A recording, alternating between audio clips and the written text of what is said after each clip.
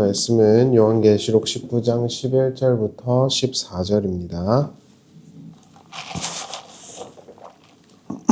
제가 봉독하겠습니다.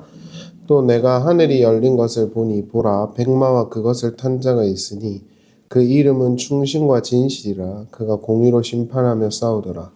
그 눈은 불꽃 같고 그 머리에는 많은 관들이 있고 또 이름 쓴 것 하나가 있으니 자기밖에 아는 자가 없고 또 그가 피 뿌린 옷을 입었는데 그 이름은 하나님의 말씀이라 칭하더라. 하늘에 있는 군대들이 희고 깨끗한 세마포옷을 입고 백마를 타고 그를 따르더라. 아멘. 우리가 계속해서 성도들의 최종 승리에 관한 계시록의 환상들을 살펴보고 있어요. 요한은 비록 지금 삶이 힘들고 어렵겠지만은 하나님만을 예배하는 자들이 시온산에 올라서 어린 양과 함께 찬양하게 될 것이라는 것을 계속 환상을 통해 보았고 전달하고 있습니다. 오늘 읽어드린 본문의 환상은 그와 같은 맥락이라고 볼 수 있을 것 같은데요. 조금 더 그 본문, 그 단락의 좀 소주제를 정하자면 진정한 왕은 누구인가 라는 것을 전달하려는 의도를 분명하게 담고 있어요. 진정한 왕이 누구신가? 예수 그리스도시다. 그리고 예수 그리스도를 따르는 자들이 진정한 승리의 백성들이다. 이런 구조로 글을 전달하고 있다. 또는 내용을 전달하고 있다. 이렇게 볼 수 있겠죠. 19절에 보시면 그 눈은 불꽃 같고 그 머리에는 많은 관들이 있고 또 이름 쓴 것 하나가 있으니 자기밖에 아는 자가 없고 이렇게 나와요. 여기서 보면 당연히 여기서 그 눈, 그분이라고 묘사되는 분은 예수 그리스도겠죠. 예수 그리스도의 머리에는 많은 관들이 있었다라고 해요. 여기서 사용된 헬라어 명사 디아데마라는 건 요한계시록에서 3번 등장하는데 본문을 제외한 2번은 모두 다 세상 왕을 상징하는 붉은 용과 짐승을 묘사할 때 사용이 돼요. 따라서 요한계시록은 세상의 왕을 상징하는 용과 짐승이 쓴 왕관은 결국 유한하고 거짓된 것이며 어린 양이 쓰신 왕관은 영원하고 진실한 것임을 비교하고 있다라고 볼 수 있겠죠. 이러한 비교는 진정한 왕이 그리고 왕 중의 왕이 누구인지를 비교하고 선포하려는 의도로 분명한 것 같아요. 15절에 보면 그의 입에서 예리한 검이 나오니 그것으로 만국을 치겠고 친히 그들을 철장으로 다스리며 또 친히 하나님 곧 전능하신 이의 맹렬한 진노의 포도주의 틀을 밟겠고 이렇게 나옵니다. 여기서 보시면 진정한 왕이신 예수 그리스도는 입에서 예리한 검이 나와서 만국을 치고 그들을 철장으로 다스리게 할 것이다 라고 말을 하죠. 먼저 치겠고에 상응하는 헬라어 동사 파타소는 치다, 때리다, 징벌하다 라는 뜻인데 심판적 의미를 갖고 있는 거예요. 또한 다스리며에 상응하는 헬라어 동사는 포아마이노라는 단어인데 이 단어가 목자라는 명사를 어근으로 갖고 있어요. 따라서 목자들이 양을 돌보는 것을 함의하고 있는 단어예요. 그래서 진정한 통치자이신 예수 그리스도는 잘못된 것을 징벌하시고 또한 그 백성들을 돌보시는 왕 중의 왕 그리고 최고의 선왕으로 묘사가 되고 있는 것이죠. 이러한 이해들을 바탕으로 계시록은 진정한 왕은 예수 그리스도밖에 없으며 그 예수 그리스도는 잘못된 것을 심판하시고 공의로움으로 재판하시며 자기 백성들을 돌보시는 분이심을 전달하고 있는 거예요. 그러니까 우리가 요한계시록을 볼 적에 항상 생각해야 되는 건 그 당시의 상황과 어떤 현실이거든요. 그러니까 지금은 왕정체계가 아니잖아요. 지금은 어찌됐든 대부분의 나라들이 민주주의적인 어떤 형태를 갖고 있기 때문에 우리가 그러한 것들을 잘 고려를 해야 합니다. 진정한 왕은 누구신가? 라는 것을 전달함으로써 참된 신자들이 진정한 왕이신 그리스도와 함께함으로 말미암아서 결국 그들이 진정한 왕의 백성이며 승리할 것이라는 걸 확고하게 전달하는 것이죠. 16절을 보세요. 그 옷과 다리에 이름을 쓴 것이 있으니 만왕의 왕이요 만주의 주라 하였더라. 여기서 보시면 만왕의 왕이요 만주의 주라고 나와요. 근데 그게 그 다리에 있었다라고 말을 해요. 성경은 하나님의 나라가 현실에서는 약세일 수 있어 보이지만 결국 하나님 나라의 왕이신 그리스도께서 이 땅에 나타나셔서 하나님의 나라가 참된 나라였음을 입증할 것이라는 걸 분명하게 독자들에게 전달하고 있는 거예요. 그러니까 그 어린 양 예수를 잘 따라가야 한다라고 말하는 것이죠. 그리고 그 하나님의 나라가 참되다라는 것이 입증이 됐을 때 그분을 따르던 모든 그들의 삶이 헛되지 않았음을 확인하게 될 것임을 약속으로 주고 있는 것입니다. 13절을 보시면 또 그가 피 뿌린 옷을 입었는데 그 이름을 하나님의 말씀이라 칭하더라. 하늘에 있는 군대들이 희고 깨끗한 세마포옷을 입고 백마를 타고 그를 따르더라. 여기서 보시면 하늘의 군대가 등장을 해요. 근데 이 하늘의 군대는 당연히 성도들을 은유하는 것이겠죠. 그러니까 어린 양이신 그리고 참된 왕이신 승리하시는 개선 장군이자 왕으로 그리스도께서 이 땅에 오시는데 그분을 따르던 자들도 같이 따라오는 그림인 거예요. 그래서 어린 양이 진정한 왕이시고 승리하신 분이시다 해서 그치는 게 아니라 그를 따르는 자들도 결국 승리한 것이다 라는 구도로 지금 요한계시록이 이렇게 구조화되어 있는 거예요. 요한계시록에 따르면은 하늘에 있는 군대들이 그를 따르더라 이렇게 표현을 하고 있는데 따르더라에 상응하는 헬라어 동사가 헤콜로세이라는 단어예요. 근데 이게 아콜루데오의 그 미완료 형태입니다. 아콜루데오는 그 제자들이 따라가다 이때 그 단어거든요. 근데 헬라어에서 미완료는요 진행적 의미가 강해요. 그러니까 그 헬라어나 히브리어나 문법적인 동사의 시제가 다양하거든요. 그러니까 그러한 것들을 우리가 좀 잘 고려를 해야 돼요. 그래서 지금 한글개혁 성경도 따르더라 이렇게 했는데 이것도 뭐 어떻게 보면 정확한 번역이 될 수 있겠죠. 그러니까 따르고 있다라는 의미가 훨씬 더 강한 겁니다. 그러니까 이런 의도인 거죠. 언젠가 주님이 이 땅에 오실 때 하나님의 그 하늘의 군대가 같이 올 거야가 아니라 그 어린 양 예수 그리스도의 십자가의 승리를 따라가면서 지금도 살고 있는 자들이 결국에는 그리스도께서 이 땅에 오실 때에 그들도 승리한 그 걸음을 함께 참여하고 있는 것이다. 그때 그 걸음을 지금 함께 참여함으로 가고 있다라는 의미가 강하게 전달되는 것이죠. 그러니까 성경은 항상 현실적인 의미가 강한 겁니다. 그러니까 우리가 잘 생각을 해보면 성경이 말하는 예언이나 또는 어떤 지혜라는 것들이 제가 지난주에도 말씀드렸지만 이와 같은 맥락이에요. 그러니까 어떤 현실이 결여되어 있는, 현실이 이렇게 단절되어 있는 미래의 어떤 일을 예언하는 게 아닙니다. 항상 결부되어 있는 거예요. 이를테면은 그 하나님께서 아브라함에게 말씀을 하실 때 이 일 후에 또는 이 사건이 있은 후에 이런 구도로 많이 나와요. 그게 다바르거든요. 다바르라는 건 말이란 뜻이잖아요. 아시겠지만 십계명 할 때 다바르거든요. 그 다바르라는 말 자체가 사건이란 뜻도 있어요. 그래서 사건이 있은 후에 그거를 통해서 하나님의 음성을 듣는 거예요.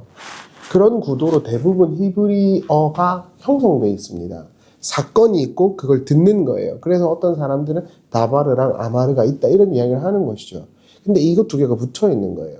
그러니까 이것도 마찬가지입니다. 언젠가 그리스도께서 이 땅에 나타나시겠죠. 저는 그걸 믿습니다. 몸으로 주님께서 오시겠다고 약속하셨고 저는 그걸 믿습니다.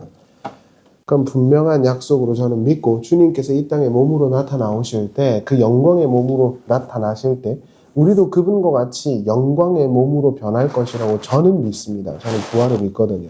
몸의 부활을 믿습니다. 근데 단순히 그냥 그때 그럴 게 아니라 그러니까 지금은 상관없는데 그때 그럴 게 아니라 지금도 그렇게 신실하신 어린 양 예수 그리스도를 따라가고 있어야 그때 예수 그리스도께서 이 땅에 오실 때 그 걸음이 오시는 걸음과 같아진다는 거예요. 요약하면 너네가 지금 십자가로 승리하신 그리스도를 따라가고 있다면 너네도 결국 하늘의 군대야. 그리고 그 진짜 왕의 군대인 거야. 라는 것을 함께 전달하고 있더라는 것입니다. 그러니까 하늘의 왕이신 진정한 그리스도만을 예배해야 한다. 이렇게 되는 것이죠. 이러한 승리의 환상을 강화하기 위해서 덧붙여진 환상이 계시록 19장 17절입니다. 한번 보시죠. 또 내가 보니 한 천사가 태양 안에 서서 공중에 나는 새를 향하여 큰 음성으로 외쳐 이르되 와서 하나님의 큰 잔치에 모여 왕들의 살과 장군들의 살과 장사들의 살과 말들과 그것을 탄 자들의 살과 자유인이나 종들이나 작은 자나 큰 자나 모든 자의 살을 먹으라 하더라. 이렇게 나오죠. 자, 이게 무슨 표현이죠? 제가 6차 말씀드렸지만 이제 요한계시록이 마무리가 되잖아요. 요한계시록은 뭐 모든 설교자들이나 신학자들이나 일반 성도님들이 요즘에는 이렇게 건강하게 공부하실 수 있죠. 근데 그 건강함의 기준은 무조건 구약입니다. 구약의 표현을 그대로 갖다 쓰고 있는 거예요. 이것도 구약적인 표현 안에서 보면 바로 떠올리는 어떤 심상이 있는 거예요. 그거를 당연히 성도님들은 신학 공부를 많이 하지 않으셨을 테니까 이제 목사들이 그런 걸 가르쳐 줘야 되는 거죠. 이 요한계시록 19장 17절에 그 한 천사가 태양 안에 서서라는 이 심상은 사실 요한계시록 19장에서 에스겔에서 39장에서 나오는 거예요. 17절을 보시죠. 주 여호와께서 이와 같이 말씀하셨느니라. 너 인자여 너는 각종 새와 들의 각종 짐승에게 이르기를 너희는 모여오라. 내가 너희를 위한 잔치 곧 이스라엘 산에서 예비한 큰 잔치로 너희는 사방에 모여 살을 먹으며 피를 마실지어다. 이렇게 나오죠. 그러니까 이 표현이 그대로 나와요. 근데 에스겔 39장이 어떤 내용이냐 하면 곡과 마곡의 전쟁이에요. 여러분, 곡과 마곡의 전쟁은 물리적인 어떤 나라들에 대한 해석으로 이해하시면 안 된다라는 게 저의 생각입니다. 물론 그것에 대해서 다양한 해석과 그런 게 있을 수도 있죠. 그러나 궁극적으로는 곡과 마곡의 전쟁은 진정한 하나님 나라의 백성인 이스라엘이 하나님의 영광과 하나님의 그 영화로움을 위해서 이 세상 제국들을 결국 다 이길 것이라는 궁극적인 메시지를 전달하는 것이지, 그러한 메시지로 기결되지 않는 어떠한 시나리오들은 전부 다 잘못된 것으로 인지하시는 게 맞아요. 그러니까 곡과 마곡의 전쟁이 어떤 세력 간의 전쟁이다, 물리적인 그런 해석은 적합하지가 않습니다. 그렇게 요한계시록을 이해하셔서는 안 돼요. 만약에 그렇게 된다라고 한다면 문제가 될 게 너무 많아요. 빈대를 잡으려다 초가 상간을 태우게 된단 말입니다. 그러니까 그런 이야기들을 듣게 되면은 대번에 바로 논리적이지가 않고 설득적이지가 않아 이렇게 되는 거예요. 그런 식으로 끼워 맞추는 해석은 반드시 허점이 생깁니다. 그래서 항상 우리가 생각할 때 성경을 이해할 때는 원론으로 돌아가야 돼요. 궁극적인 메시지요. 그 궁극적인 메시지를 위해서 그 프로세스에 대해서 설명할 수 있죠. 그리고 그 프로세스에 대해서는 다양하게 이해할 수 있고 해석할 수 있어요.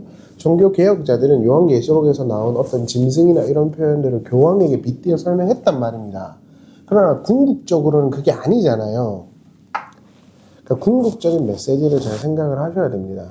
곡과 마곡의 전쟁이라는 건 진정한 하나님 나라의 백성 이스라엘이 하나님의 손에 의해서 하나님의 영광을 위해서 회복될 것임을 전달하는 최종적 승리를 담고 있는 환상이에요.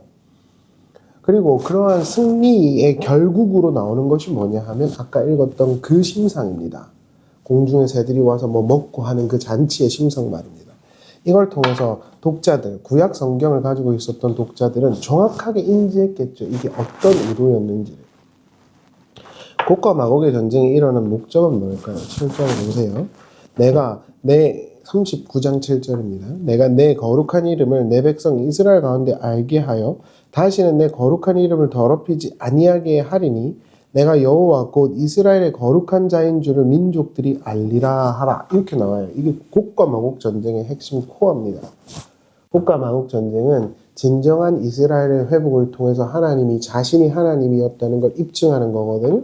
근데 이러한 심상을 요한계시록 19장에서 끌고 온 이유가 뭘까요? 곡과 마곡의 전쟁은 뭐라고요? 여호와의 이름을 알리는 것. 근데 요한계시록 19장에 보면은 그 이름에 관한 이야기가 나와요. 요한계시록 19장 12절을 보시죠.